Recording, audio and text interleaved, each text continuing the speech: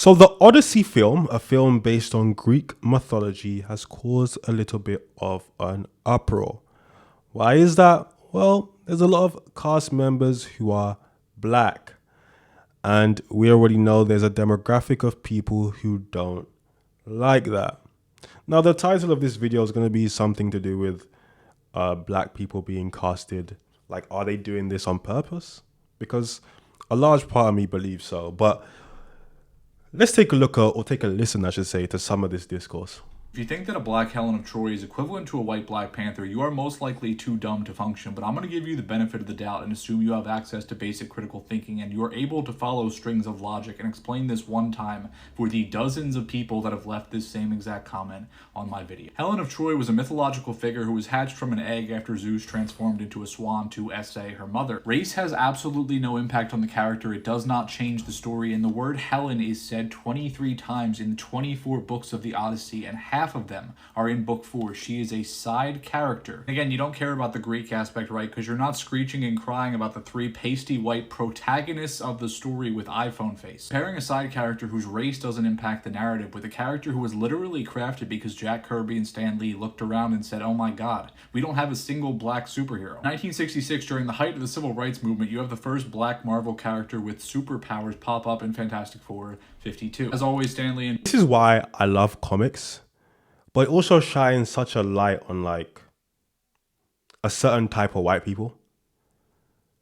Because they created this to support black people, as support of black people, a Black Panther, right? But within the comic book, within every community where these people are, there's just a demographic that is just so nasty and hateful for no reason. Jack Kirby argued about whose idea it was, but Stan Lee said, I suddenly realized there were no black superheroes I felt we ought to have one. There were no black heroes that I knew about, and there were certainly no black heroes who were the king of their own country in Africa. The entire point of Wakanda is asking, what would an African nation look like that was never colonized and was allowed to thrive? A nation with access to an incredible resource that very American heroes, right, in Iron Man and Captain America, literally build their strength upon. First appearance for Black Panther came at a time when many of these African nations were still fighting for independence from the nations that colonized them. The character was influenced over the year by African revolutionaries like Patrice Lumumba, who the United States helped get murdered in 1961, because the character has been shaped by black men like Christopher Priest and Ta-Nehisi Coates and Reggie Hudlin. Although the debut of Black Panther predated the formation of the Black Panther Party by 3 months, Kirby and Lee were perhaps visually inspired by the same organization that inspired the Black Panthers, the Lowndes County Freedom Organization. This is a character that was so charged and revolutionary that in 1972 he had to change his name momentarily to Black Leopard before pretty much immediately changing it back. The character that was eventually given a white sidekick in Everett Ross, literally for white audiences to be able to have a self-insert to not feel overwhelmed by the story. I talked before about how the usage of Ross in these movies was exceptionally strange, but I'll leave that be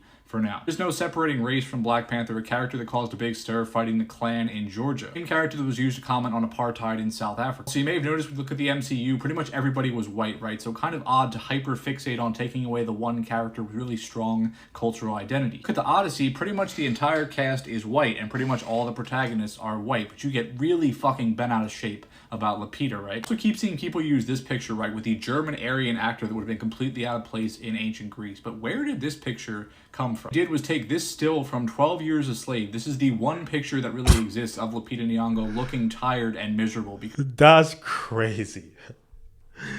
That's so crazy. I didn't know, because I've been seeing this picture, but I didn't know that's where they took it from. Man, these people, man.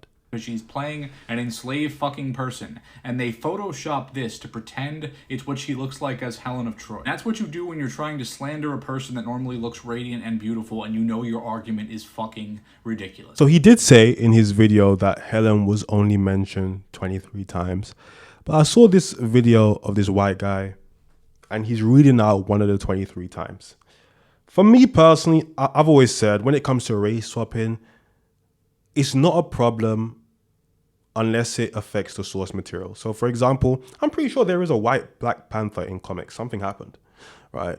But you can't make Black Panther white because you'd have to change the entire character. It doesn't make sense. It's not a good comparison.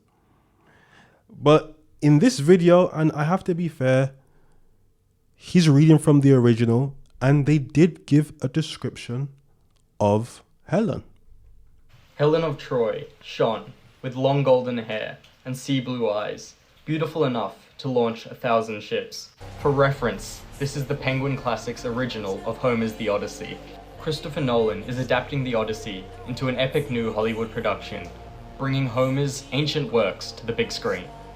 Now, I'm no casting expert, but to me it doesn't seem like Lupita Nyong'o matches Homer's original description of Helen of Troy. Now, two things can be true. This could be a situation where the race swap does affect the source material, even though she's a side character only mentioned 23 times. But these people are also racist. They don't really care about it being factually correct. They just care that she's black. And we know this because whenever white people get cast in movies that they shouldn't be in, nobody speaks about it. People are upset that a fictional woman in Greek mythology who hatched from an egg is being played by a black woman, and I agree, that role obviously should have gone to a chicken, because non-white actors are always taking roles that aren't theirs, but you never see white actors taking roles that don't belong to them, because that would be really offensive, and I'm sure the people outraged by the Odyssey's casting would be equally upset if there was a long history of that happening, but luckily there isn't, so Nolan needs to apologise to the poultry community. Yeah, again, we know that they don't keep the same energy because they don't care that much. And the way they were talking about Helen, I genuinely thought she was a main character. The fact that she's a side character, mentioned 23 times in the book, it lets you know even more. And then there were people that were saying, oh, black people shouldn't be in the movie in general. And it's like, brother, it's a fake, it's Greek myth, it's not real. I think Travis Scott played like an odd character. People were getting upset about that. People who are like only or primarily upset about Lupita Nyong'o's casting in this movie as Helen of Troy, as though black people existing in Bronze Age Greece is some sort of like insane ahistorical woke departure from reality. And while I would have loved to see some Greek actors on the screen in this adaptation, a lot of the complaints about the lack of Greek representation come from an assumption that you can draw a straight line from the present day nation state of Greece to the ancient city-states of Greece, and that the people who inhabit the current day nation state are the exact same people who lived in those ancient city-states. Not just that, but that those same borders are perceived to be some sort of like impermeable bubble that covers the Greek city-state. That bubble basically kept white European Greeks in stasis for 3,000 years, when that's simply not the truth. Black people didn't exist in ancient Greece, but like neither did white people. The people we call black today were commonly referred to in ancient Greece as Ethiopian. Yes, like the country. Ethiopia is a word that in Greek means those of burnt faces. And with today's racial caste system and connotations, you might hear that and think, ooh, that's bad. But blackness didn't carry the same assumption of inferiority that it does today. So moving forward. Also, the concept of blackness is quite new as well. There weren't, like she's basically saying, there weren't black people and white people. That wasn't a thing. And, being called a burnt face, there wasn't, the racial hierarchy wasn't created yet. I will refer to Ethiopians and people of African descent as black, but just know that the ancient Greeks would not have seen them as such. If black people didn't exist in ancient Greece, why did they need a word for them? If they had no idea what a black African looked like, why did they come up with the term Ethiopian? I've seen a lot of people online throwing around this number of like, oh, less than 0.1% of the population of Bronze Age Greece was people of African descent or black people. And so while they might have known that they existed, they certainly were not mixing and mingling with them. But the ancient Greeks did not count population based off of race in the same way that we do today. Not to mention, census information from ancient Greece is notoriously unreliable, and classicists even struggle to make sense of the different classifications that were used to number up the people in any given region. Even if that was true, that doesn't mean that black people didn't exist back then. Less than 1% of a population is still a population. Greece is just across the Mediterranean Sea from what we now call Africa, We've already established that Greeks knew about the existence of Black Africans and even had a word for them. But why is it so far-fetched to believe that they would get on boats and be mingling in one another's affairs or appearing in one another's mythology? The fact is that we have ample evidence to show that both things were true. They were, in fact, getting on boats and mingling in one another's affairs, and they were also appearing in one another's mythology. In fact, an interesting part of the Homeric tradition is that Zeus held a particular fondness for Ethiopians. You know, the Homeric tradition, the tradition of that guy, Homer, who wrote the Odyssey, and Zeus, the guy who literally fathered Helen of Troy, the Helen of Troy who people say could not possibly have been a Black African woman. In fact, in multiple places in ancient Greek mythology, you see about the blameless Ethiopians, blameless being a descriptive word that is often attached to them. In fact, Hesiod, a poet from around about the same time as Homer, wrote about the just and blameless Ethiopians, whom the Olympians were very fond of visiting because they were the first to honor the gods and their sacrifices were most pleasing to the gods. The Ethiopians were around and known about during the Age of Heroes. They were around during the period that the Odyssey would have taken. We have to acknowledge who we're dealing with. You're dealing with the racists. It's an ideology. They don't care that there were Black people in Greece, potentially Ethiopians. They'll bring up something, oh, but there were only 1%. Oh, but there are only 0 point something percent. But what I will say is, and I have to be fair, there are some cases where it feels like it's rage bait. It feels like they're doing this on purpose. It feels like they're doing it to drive attack towards the Black community because, I mean, Black people have asked for, a lot of things, but the race swapping, I don't ever think I've heard any conversation where Black people are like, yeah, we need more race swapping. We need to put some Black people in these white people roles.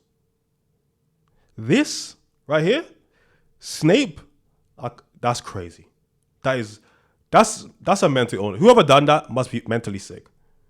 In the book, he's described as literally having pale skin, looking all decrepit and them things there. You put a nigga with dreads? That makes no sense, man. What are you doing? Is this Romeo and Juliet? Oh, come on, cuz. Like, there's no need to do that.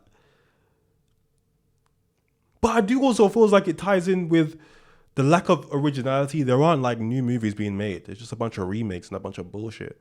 But still, man, it's like, when I saw this, I was like, oh, man. Them folks are about to be out in drones, boy. You're just giving them the ammunition. They're rubbing their eyes. Oh, they were waiting for someone to do something stupid like this.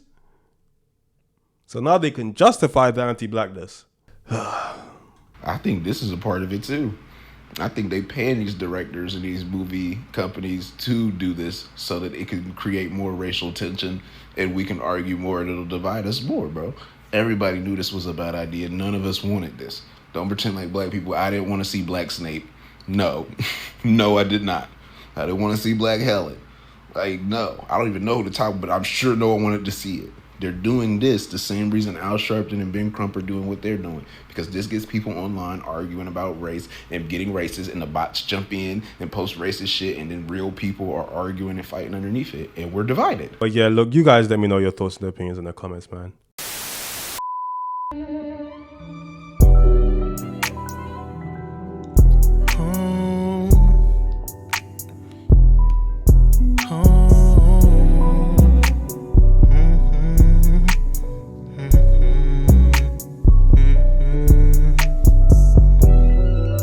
This liquor got me in my zone.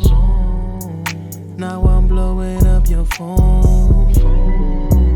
Blowing weed, smoking the ozone. I just can't let this go. This liquor got me in my zone. Now I'm blowing up your phone. Blowing weed, smoking the